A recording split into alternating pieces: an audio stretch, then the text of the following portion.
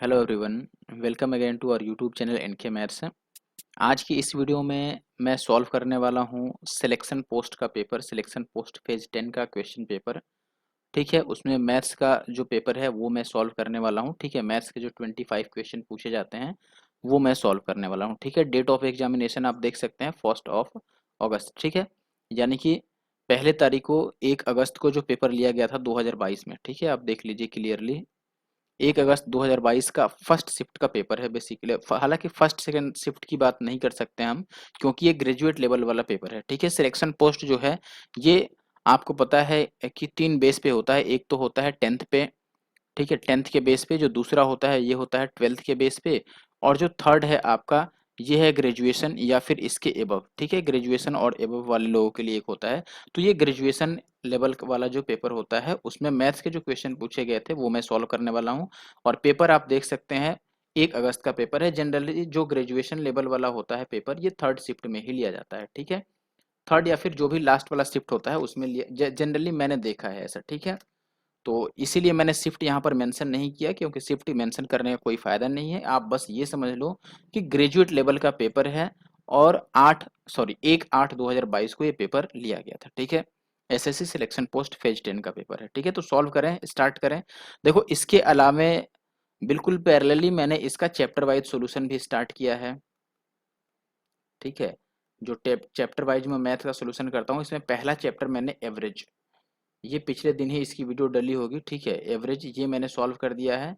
और इसके अलावा आप देखो कि जो सीएचएसएल है, सीएचएसएल लगभग लगभग इसके 2 से 3 टॉपिक और रह गए हैं चैप्टर वाइज सॉल्यूशन में। सीएचएसएल जो 2021 का पेपर है वो लगभग पूरी तरीके से मैंने चैप्टर वाइज सॉल्व कर दिया है। ठीक है, एडवांस तो मैंने कवर कर दिया है, एडवांस में बस एल्जेब्रा रह रहा है। ठीक है, मेंसुरेशन ज्योमेट्री मैंने कर दिया है उसका। ठीक है, ये उसमें देखो सीएचएसएल में नंबर सिस्टम और 1-2 टॉपिक रह गए हैं जिनको मैं बहुत जल्दी खत्म करने वाला हूं।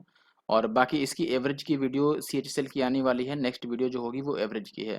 देखो बाकी आप चाहो तो एक और बात मैं आपको कहना चाहूंगा कि अभी जो संडे आ रहा है, इस संडे को मैं आ रहा हूँ लाइव। ठीक है, तो संडे को लाइव क्यों आ रहा हूँ मैं? लाइव इसलिए आ रहा हूँ कि आप लोगों का डायरेक्ट मैं कमेंट देख सकता हूँ। आप मतलब क्या चाहते हैं, किस टाइप की वीडियो आपको चाहिए हमारे चैनल से। ठीक है, तो इसके लिए आप लाइव जुड़ जाइएगा संडे को।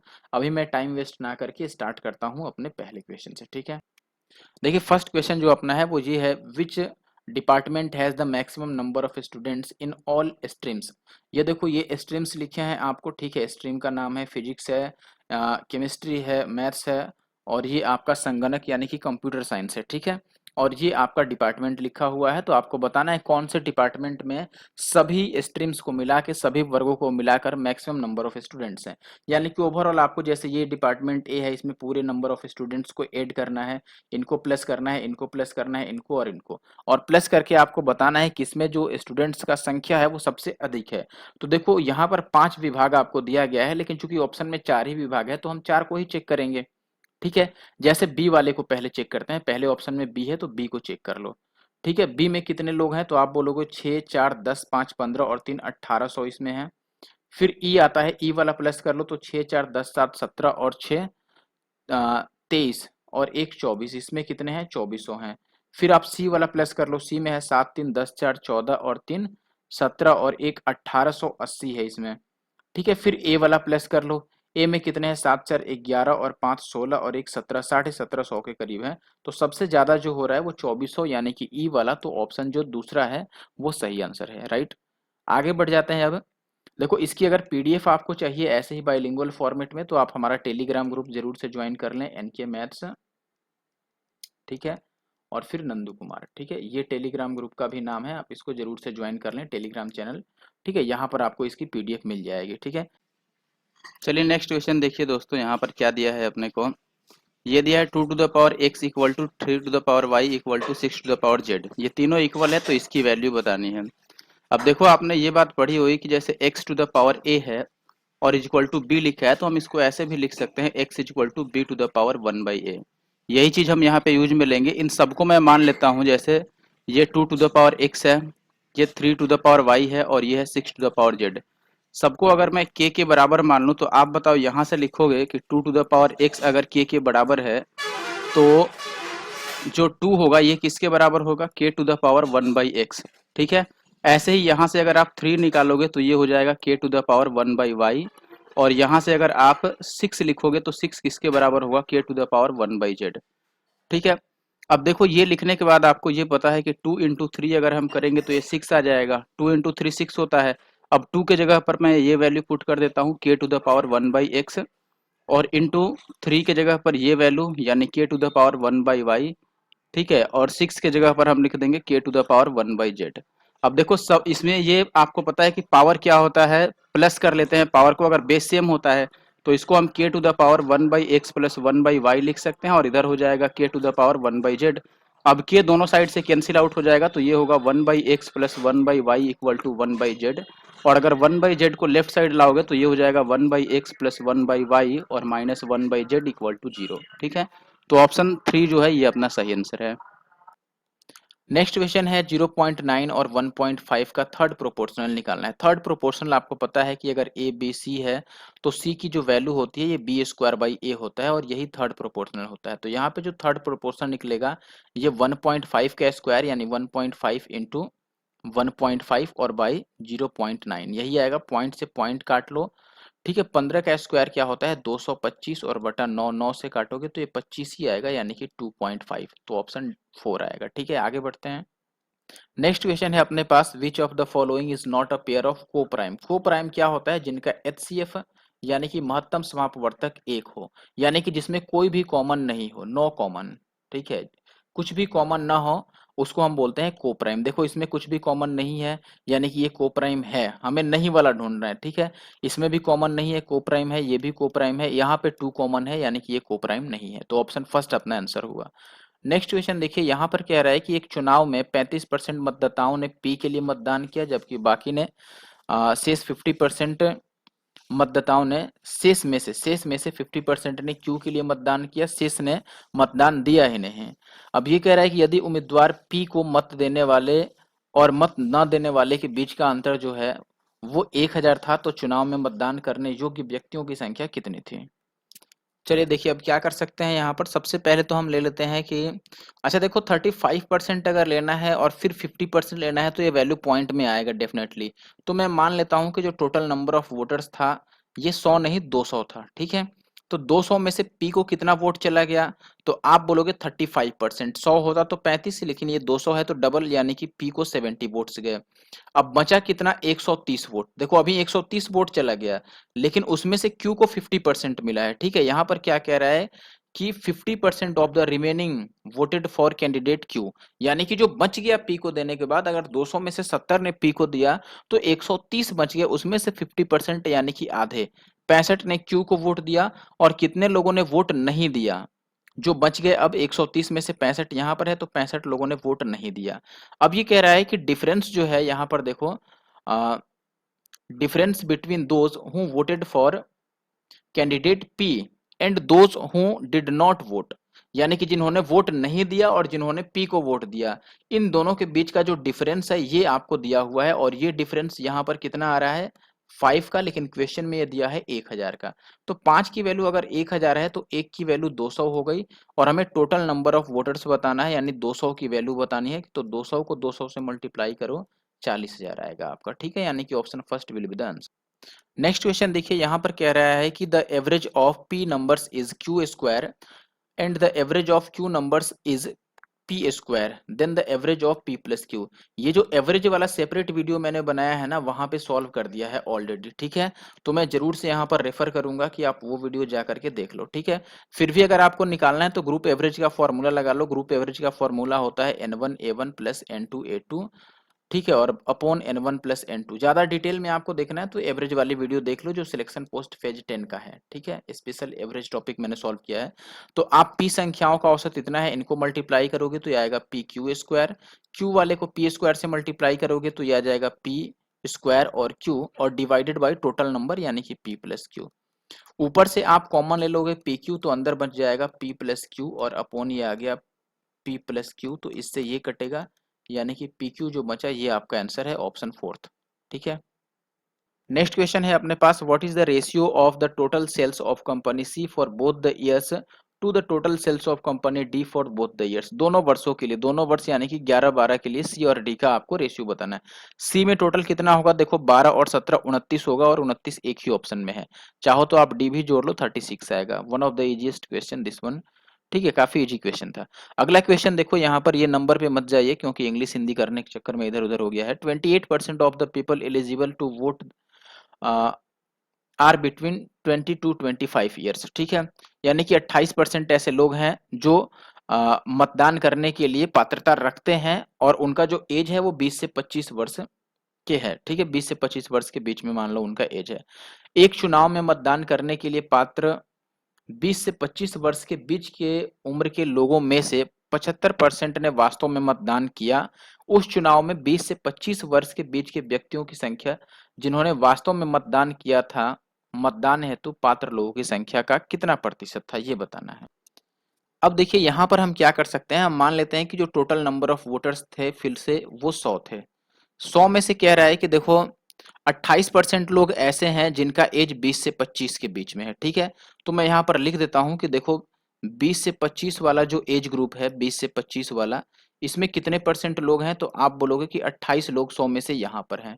तो जो बाकी के रिमेनिंग पीपल हो गए वो कितने हो गए, 100 में से 28 हटा दो तो बाकी जो बचेगा वो यहाँ पर बच जाएगा, ठीक है। अब यहाँ पर क्या कह रहा है, देखो इसमें ये कह रहा है कि एक चुनाव कराया गया और उसमें से 20 से 25 वर्ष के जो लोग थे उसमें से कितने लोगों ने वोट दिया, 75% लोगों ने वोट दिया। तो 20 से 25 वालों में कितने लोग थे, तो आप बोलोगे 28 लोग थे, इसमें से 75% लोगों ने वोट दिया, तो कितने लोगों ने वोट किया भाई, केवल इस ग्रुप के कितने लोगों ने वोट दिया, ये हम नंबर निकाल रहे हैं, ठीक है। 75% लोगों ने वोट दिया है केवल इस ग्रुप में से, ठीक है, 75% यानी क्या 3/4, तो 3 से इसको 4 से काट दो, 4 सत्ते 28 और 7 तियां 21 लोगों ने वोट दिया। अब ये कह रहा है कि ये जो नंबर ऑफ पीपल है जो वोट किए हैं, ये ओरिजिनली में जो टोटल लोग पात्रता रखते थे वोट गिराने के लिए, यानी कि वोट देने के लिए जो टोटल लोग एलिजिबल थे, उसके ये कितने परसेंट हैं, तो टोटल हमने 100 लिया था, उसके ये 21 हैं, तो 21% ही बने, यानी कि option C, option 3 is the answer.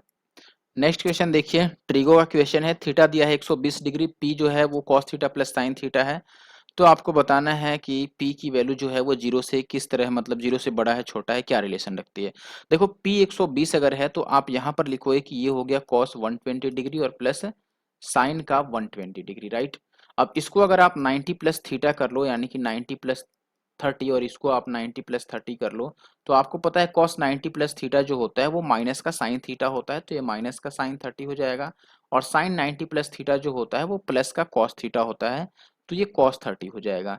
अब साइन 30 की वैल्यू 1/2 होता है और cos 30 का वैल्यू √3/2 होता है।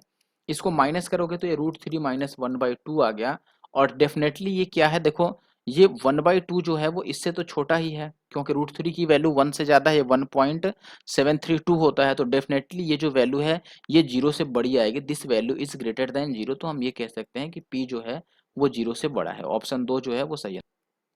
अब ये क्वेश्चन देखिए, यहाँ पर कह रहा है कि पहली 8 विषम प्राकृत संख्याओं का औसत, मैंने एवरेज वाला जो वीडियो बनाया है उसमें ये फॉर्मूला बहुत अच्छे तरीके से समझाया है कि अगर आपसे फर्स्ट n इवन नंबर का, इवन नेचुरल नंबर्स का अगर आपसे पूछे कि एवरेज क्या होगा, तो आप बोलोगे कि ये n+1 होता है। लेकिन अगर आपसे ये बोले कि फर्स्ट n ऑड नंबर्स, ठीक है, यानी कि ये विषम संख्याओं की हम बात कर रहे हैं और पहला जो था ये सम संख्या है, तो odd first n odd numbers का अगर एवरेज पूछे तो ये n ही रह जाता है, जितना नंबर उतना एवरेज, ठीक है। और इवन में क्या होता है, एक बढ़ जाता है, तो यहाँ पर 8 संख्याएं हैं तो एवरेज भी 8 रह जाएगा। बाकी आप चाहो तो पहले 8 विषम संख्या लेकर भी सॉल्व। नेक्स्ट क्वेश्चन देखिए अपने पास क्या है, Mahesh and Suresh can complete a work in 16 days and 12 days respectively. Starting with Mahesh, they worked on alternate basis, यानी कि पहले दिन महेश फिर अगले दिन सुरेश ऐसे काम करते हैं, तो कितना टाइम लगेगा काम को पूरा करने में। आप देखो महेश जो है ये 16 दिन लगाता है, सुरेश जो है ये 12 दिन, तो टोटल वर्क इनका एलसीएम आप ले लो 48, ठीक है। महेश का जो कैपेसिटी हो गया डेली का वो कितना हो गया, 16 या 48, पर डे 3 यूनिट काम करेगा और ये पर डे 4 यूनिट काम करेगा, ठीक है। अब पहले दिन अगर महेश काम किया यानी कि 3 यूनिट का काम करेगा, फिर दूसरे दिन अगर सुरेश काम किया तो 4 यूनिट का काम करेगा, यानी कि 2 दिनों में टोटल 7 यूनिट का वर्क होगा, यही है, ठीक है। तो यहाँ से हम ये कह सकते हैं कि देखो जो 7 यूनिट का वर्क हुआ इसमें कितना टाइम लग गया, तो आप बोलोगे 2 डेज, क्योंकि पहले दिन महेश काम किया, दूसरे दिन सुरेश काम किया। तो 2 डेज में जो वर्क हुआ वो 7 यूनिट का वर्क हुआ, ठीक है। हमें कितने यूनिट का टोटल काम करना है? 48 यूनिट का। तो इसको 48 के करीब आप ले जा सकते हो। तो 7 से कटने वाला 48 से जो छोटा नंबर है वो है 42। तो इसको 42 आप कैसे बना सकते हो? तो आप बोलोगे कि ये 6 टाइम्स है, तो इसको भी 6 टाइम्स कर दो, तो 6 दूना 12, यानी कि 12 डेज में वो 42 यूनिट का वर्क कर लेगा। लेकिन हमें कितना काम कराना है भाई? 48। तो अगले दिन फिर से कौन आ जाएगा? महेश आएगा, क्योंकि लास्ट डेज पर सुरेश खत्म किया होगा। अगले दिन फिर से एक दिन काम करा दो महेश से, तो महेश 3 यूनिट का काम कर देगा एक दिन में। और सॉरी, डेज इधर प्लस करना चाहिए हमें, ठीक है। महेश को एक दिन और हम दे देते हैं काम करने के लिए, और वो एक दिन में 3 यूनिट काम कर देगा, यानी कि 45 यूनिट का काम खत्म हो गया, और दिन लग गया 12 और एक 13 दिन, ठीक है। और अभी भी काम रह गया है कितना? देखो 45 यूनिट हो गया 48 में से, तो 3 यूनिट रह गया। तो टोटल नंबर ऑफ डेज कितना हो जाएगा? टोटल टाइम कितना हो जाएगा? आप बोलोगे 13 यूनिट। और काम कितना रह गया है? आप तो देखो, आप बोलोगे 48 में से 45 काम हो गया, तो 3 यूनिट रह गया, और ये काम करेगा कौन अब? सुरेश करेगा। तो ये 4 से डिवाइड कर दो आप, ठीक है। यानी कि आप ऐसे कह सकते हो कि देखो जो सुरेश है भाई, वो 4 यूनिट का काम एक दिन में कर लेता है, 4 यूनिट का काम एक दिन में। तो पर यूनिट काम वो कितने दिन में करता है? 1/4। और उसको 3 यूनिट का काम कराना है, तो 3/4 लग जाएगा। यही 3/4 हमने यहाँ पे लगा दिया, तो ऑप्शन जो डी है वो सही आंसर है, ठीक है। ओके, नेक्स्ट क्वेश्चन देखिए, यहाँ पर ज्योमेट्री का क्वेश्चन है अपने पास। क्वेश्चन क्या है देखिए, in triangle T A P, angle T A P equal to 60 degree. T A जो है वो 6 सेंटीमीटर है, ए पी जो है वो 8 सेंटीमीटर है। K is the mid point of A P, ठीक है। के जो है वो ए पी का मिड पॉइंट है।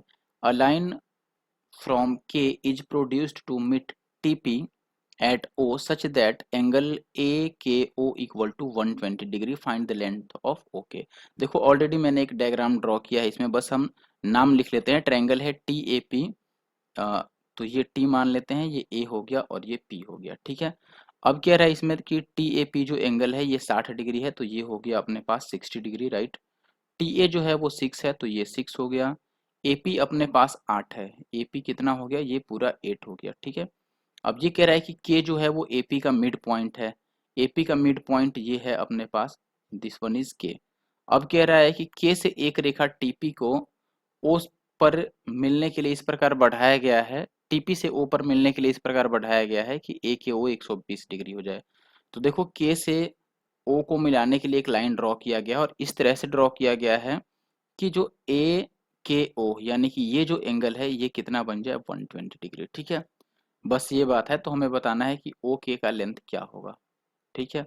अब यहाँ पर एक बात समझिए आप, इस डायग्राम में अपने पास पहले जैसे ये जो लाइन है ए के पी, इसमें एक साइड अगर एंगल 120 बन गया, तो दूसरे साइड का एंगल कितना बनेगा? आप बोलोगे कि ये 60 डिग्री बनेगा, ठीक है। ये 60 डिग्री हो गया, कोई डाउट नहीं होना चाहिए, क्योंकि एक स्ट्रेट लाइन पे 180 डिग्री का एंगल बनता है। हमें जो बताना है वो ये है एक्स, इसको मैंने एक्स लिख दिया, ठीक है। अब जरा देखना, अब मैं कंपेयर कर रहा हूँ ट्रायंगल, बड़ा triangle, triangle T A P and triangle O K P में, ठीक है। इसमें आप ध्यान दीजिएगा। अब आप बोलोगे कि इनमें क्या सिमिलरिटी है भाई? तो आप बोलोगे कि एक तो एंगल यहाँ पे 60 डिग्री है, इसमें भी ये 60 डिग्री है। तो कौन सा एंगल किसके बराबर हो गया? एंगल ए जो है वो एंगल के बराबर हो गया, ठीक है। ए भी 60 डिग्री है, के भी 60 डिग्री है। अब दूसरी बात देखो ये कि जो अपने पास एंगल पी है वो दोनों में ही कॉमन है। बड़े वाले ट्रायंगल में भी एंगल पी है, और ये जो छोटा ट्रायंगल है इसमें भी एंगल पी है, और बड़ा वाला में तो पी है ही, ठीक है। तो पी जो है वो भी सेम हो गया। अब किसी भी दो ट्रायंगल में अगर दो एंगल सेम हो जाते हैं, तो तीसरा ऑटोमेटिक सेम हो जाता है, ये आपको पता होगा। तो तीसरा जो एंगल बचता है वो बड़े वाले में ए बचता है, सॉरी टी बचता है, और छोटे वाले में बच जाता है अपना ओ। तो ये तीसरा एंगल भी सेम होगा, और ए से ये क्या हो गए? सिमिलर हो गए। और अगर ये सिमिलर हो गए, तो फिर अब आपको पता होगा कि सिमिलर होने के केस में सिमिलरिटी का रूल लगेगा, यानी कि भुजाएं समानुपाती होंगी। तो देखो पहले मैं ए और के वाला, देखो जो हमें निकालना है पहले उसकी बात करते हैं। पी के सामने वाली साइड लेते हैं, पी के सामने वाली साइड एक्स है छोटे वाले ट्रायंगल में, तो बड़े वाले ट्रायंगल में इसी के सामने क्या है? इधर लेके आ जाओ, 6 है, ठीक है 6। अब P के सामने हमने लिख दिया। अब जो हमें मालूम है, अच्छा देखो के मिड पॉइंट था, अगर के मिड पॉइंट है इसका मतलब ये भी 4 होगा और ये भी 4 होगा। तो अब टी के सामने वाले को हम कंपेयर कर लेते हैं, टी के सामने यानी कि ये वाला, ठीक है। तो टी के पहले छोटे वाला लिखेंगे हम, ठीक है। छोटे वाले में ओ के सामने क्या है, टी और ओ बराबर है ना, तो ओ के सामने छोटे वाले में आप देख लो क्या है, छोटे वाले में ओ के सामने है 4, तो हमने 4 लिख दिया। बड़े वाले में देखो ओ किसके बराबर था, ओ जो है वो टी के बराबर था, तो बड़े वाले में टी के सामने क्या है, टी के सामने बड़े वाले में पूरा 8 था, तो यहाँ हमने 8 लिख दिया बस। अब काट लो। अब इसको अगर काटोगे तो ये 4 दूना 8 और 2 तिया 6, यानी x की वैल्यू कितनी आएगी दोस्त, 3 आएगी, और ये अपना आंसर है ऑप्शन 4, ठीक है। ये क्वेश्चन देखिए, अगला क्वेश्चन है अपने पास, दिनेश ने 1200 का किताब खरीदा, 900 में बेच दिया, तो कितना हानि हो गया बताओ। तो आप बोलोगे कि 300 का हानि हो गया कितने पे भाई, 1200 पे। 3 चौका 1200, 1/4 का मतलब होता है 25%, यानी कि option first is the answer. ऐसे क्वेश्चन में टाइम नहीं लगाना चाहिए, हमें x बाई वाई का मान बताना है। अगर ये दिया है तो सीधा आप क्रॉस मल्टीप्लाई कर लो और रेशियो ले लो। क्रॉस अगर अच्छा क्रॉस मल्टीप्लाई लेने से अच्छा होगा कि हम सी एन डी लगा दें यहाँ पर, कंपोनेंडो एंड डिविडेंडो, क्योंकि ये देख के ही लग रहा है। देखो सी एन डी क्या कहता है कि इनको एक बार प्लस करके ऊपर लिख दो और माइनस करके नीचे लिख दो, ये रिवर्स भी हो सकता है। मैं प्लस कर रहा हूं, देखो दोनों को जब जोड़ेंगे तो 5y कट जाएगा और ऊपर बचेगा 2x, ठीक है। और जब दोनों को आप माइनस करोगे तो x और x कटेगा और नीचे बचेगा 10 और y, और इधर 8 7 जोड़ोगे तो 15, और 7 और 8 का डिफरेंस लोगे तो कितना आएगा 1। अब ये देखो 2 पचे 10, तो x बाई y कितना हो गया, 15 पीछे 75/1, यानी कि 75/1 ऑप्शन 4। नेक्स्ट क्वेश्चन देखिए, यहाँ पे कह रहा है कि 5 सेंटीमीटर त्रिज्या वाले वृत्त के बिंदु P पर स्पर्श रेखा PQ केंद्र O से होकर जाने वाली रेखा को बिंदु Q पर इस प्रकार मिलती है कि OQ 13 सेंटीमीटर है, तो स्पर्श रेखा की लंबाई क्या है। देखिए अब ऐसा कुछ डायग्राम बनेगा, मैंने डायग्राम ड्रॉ कर दिया, ठीक है। बीच में मैंने थोड़ा स्किप कर दिया वीडियो। अब इसमें कह रहा है कि टेंजेंट जो है वो PQ है, और किस पॉइंट पर, पॉइंट P जो है वो सर्कल पे है, ठीक है। अब point P of a circle, ठीक है, यानी कि सर्कल पे पॉइंट P है और जो टेंजेंट है वो PQ है, और सेंटर क्या हो गया, O हो गया, ठीक है। टेंजेंट और रेडियस के बीच में 90 डिग्री का एंगल बनता है, ये आपको पता होगा। अब इसमें OQ दिया है 13, O से Q तक दिया है 13, ये वैल्यू, ये 13 दिया है, ठीक है। तो स्पर्श रेखा की लंबाई, और ये 5 दिया है 5, तो 5 12 13, अब ट्रिपलेट आपको याद होगा 5 12 13, तो इसकी वैल्यू 12 हो जाएगी, ठीक है। अगर ये नहीं याद है तो आप पाइथागोरस लगा लो। अब नेक्स्ट क्वेश्चन है अपने पास, the average of first 5 even number, 5 है तो इवन नंबर का एवरेज कितना हो जाएगा 6। n+1 मैंने फॉर्मूला बताया था, पिछला क्वेश्चन आप देखिए एवरेज वाला इस वीडियो में भी, और जो एवरेज वाला स्पेशल वीडियो है वो भी आप देख सकते हैं। एक समबाहु त्रिभुज का परिमाप 60 है, क्षेत्रफल कितना होगा। आप देखो अगर परिमाप 6 होता है तो क्षेत्रफल होता है √3, लेकिन परिमाप यहाँ पर कितना है भाई 60 है, ये 10 टाइम्स है तो ये 100 टाइम्स हो जाएगा, 10 का स्क्वायर लोगे तो ये 100√3 होगा, ठीक है, यानी कि ऑप्शन 3। बाकी आप चाहो तो यहाँ से आप बोलोगे कि 3a की वैल्यू अगर 60 है तो a की वैल्यू 20 या 60, और फिर एरिया निकाल देना √3/4 इंटू साइड स्क्वायर से, वैसे भी कर सकते हो। a प्लस बी की वैल्यू, a माइनस बी की वैल्यू दी हुई है और ये निकालना है आपको, ठीक है। अच्छा देखो a square plus B square, और यहाँ पर है a स्क्वायर और बी स्क्वायर। तो अब क्या किया जाए इसके लिए, देखो सबसे पहले हम एक काम कर सकते हैं। अब देखिए यहाँ पर हम क्या कर सकते हैं बेसिकली, या तो आप इसकी वैल्यू निकालो पहले फिर इसकी वैल्यू निकालो, लेकिन इजी हुआ कि हम इसी की वैल्यू निकाल लें। कैसे निकालेंगे, देखो इसका स्क्वायर मैं कर देता हूँ, तो ये बनेगा a square plus B square plus 2ab, और √11 का स्क्वायर हो गया 11, दोनों साइड स्क्वायर कर दिया। इसको भी मैं कर रहा हूँ, तो ये a square plus B square और माइनस का 2ab, और ये कितना हो जाएगा 7। अब दोनों को अगर मैं प्लस करूं तो ये बनेगा 2 times of a square plus B square, और इक्वल टू 11 और 7 18, यानी कि इससे काटोगे तो a square plus B square आपका कितना आ गया 9 आ गया। अब a square plus B square अगर 9 है और इसकी वैल्यू को चाहे आप किसी भी चीज से मल्टीप्लाई करो, आंसर 9 का मल्टीपल आएगा, तो ऑप्शन 2 सही है, क्योंकि यही एक ऐसा ऑप्शन है जो 9 से कट रहा है। बाकी आप चाहो तो इसी दोनों को आप घटा लो, यानी कि इनका डिफरेंस ले लो। अगर इनका डिफरेंस लोगे आप तो ए बी की वैल्यू आपको 1 मिलेगा, तो a स्क्वायर बी स्क्वायर भी 1 हो जाएगा, फिर 9 इंटू 1 9 ही रह जाएगा। आगे बढ़ता हूं मैं अगले क्वेश्चन पर। देखो वीडियो अच्छा लग रहा है तो जरूर से वीडियो को लाइक कर दें, ठीक है, ठीक है। और आप चाहें तो एनके मैथ्स, ठीक है, और नंदू कुमार, ये आप इंस्टा आईडी भी फॉलो कर सकते हैं, वहां पर आप चाहें तो कुछ भी मैसेज करके डायरेक्ट पूछ सकते हैं, डाउट वगैरह वहां पे आप डायरेक्टली मुझसे शेयर कर सकते हैं, ठीक है। अब आते हैं अगले क्वेश्चन पे, ठीक है। और संडे को रेडी रहना, बिल्कुल संडे को लाइव बातचीत करेंगे हम लोग, ठीक है, कि आगे का क्या प्लान हो, क्या स्ट्रेटेजी हो, ठीक है। अगला क्वेश्चन है, आरिफ जो है वो रीपेड करता है एक लोन को bye paying this rupees after 3 years at the rate of 25% per annum compounded annually, what was the amount of the loan, यानी कि आपको प्रिंसिपल बताना है, ठीक है। इतना रुपए पे करता है, देखो 25% का मतलब 1/4 होता है, यानी कि पहले साल 4 होगा तो अगले साल 5 बनेगा, ये बात आपको पता है। और ये 3 साल का बात है तो ये क्यूब हो जाएगा, यानी कि ये प्रिंसिपल, तो ये अमाउंट। 4 का क्यूब कितना होता है, आप बोलोगे कि 4 का क्यूब जो होता है वो होता है 64, यानी कि 64 रुपए प्रिंसिपल था, तो अमाउंट बन जाता 5 का क्यूब यानी कि 125 रुपए, ठीक है। क्वेश्चन के हिसाब से जो अमाउंट है वो कितना पे किया गया है भाई, 15,625 रुपए, ये 125 की वैल्यू है और हमें 64 की वैल्यू बतानी है, ठीक है। 64 की वैल्यू यानी कि 64 से कटने वाला, ये बात भी आप समझ सकते हैं, हालांकि इससे काट लो, ये 125 से कट जाएगा इजीली, ठीक है। 125 एक बार में काटोगे तो आपको बचेगा, चाहे पहले 25 से ही काट लो, हालांकि ये किसका स्क्वायर है आपको मालूम रहना चाहिए, या ये 5 का पावर कितना है, ठीक है, ये भी मालूम रहना चाहिए। अगर ये मालूम होगा तो आप इजीली काट सकते हो। ये 125 का ही स्क्वायर है, तो डायरेक्टली आप चाहो तो इसको 125 बार में काट सकते हो। एक की वैल्यू अगर 125 है तो 64 की वैल्यू हो जाएगी 64 गुना में 125। देखो एक बात समझ लो, 64 को अगर मैं 8 गुना 8 लिख दूं तो कोई आपको परेशानी नहीं होनी चाहिए। और ऐसा मैंने क्यों लिखा, क्योंकि 8 गुना 125 होता है 1000, और 1000 को जब 8 से मल्टीप्लाई करोगे तो ये 8000 बन जाएगा, ठीक है। तो ये कैलकुलेशन ट्रिक्स वगैरह आपको प्रैक्टिस में यूज करनी होगी, तभी जा करके आप जल्दी काम कर पाओगे। एक पुलिसकर्मी जो है वो 80 मीटर की दूरी से एक चोर को देखता है, चोर 21 की स्पीड से भागता है और पुलिस 20 की स्पीड से भागता है। वाह, देखो पुलिस धीरे ही भाग रहा है यहाँ पर, क्या बात है, सही है ना, पुलिस धीरे ही भाग रहा है, चलो भागने दो भाई। 18 सेकंड बाद उनके बीच की दूरी क्या होगी, बीच में दूरी ही बचेगी भाई, पकड़ थोड़ी पाएगा जब वो धीरे दौड़ेगा तो।